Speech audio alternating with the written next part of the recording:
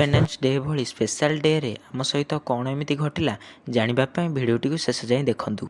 Hi everyone, welcome back to my another blog. ये 80तम स्वाधीनता दिवस उपलक्षे मु आम टीम शीघ्र ऑफिस काम सारी बाहरी जाइथिलु बुलिबा धौली। किछि बाट यात्रा कर सारिबा परे आमे आसी पहुँच जाइथिलु धौलीर ए शांति स्तूप ठारे, जहाँ भुवनेश्वर ठारू 8 किलोमीटर दूर रे अवस्थित। प्राचीन इतिहास और किंवदंती अनुसार ख्रीष्टपूर्व 261 मसीह घटी कलिंग युद्ध यार ज्वलंत उदाहरण। युद्ध धौलीर पाददेश बही जाइथिबा दया नदी रक्तरे परिपूर्ण थिला, जहाँ अशोक को चंडाशोकरू धर्माशोक। मु आम टीम मिसी फोटो उठा उठी कर सारिबा परे आरंभ हो सारी वर्षा।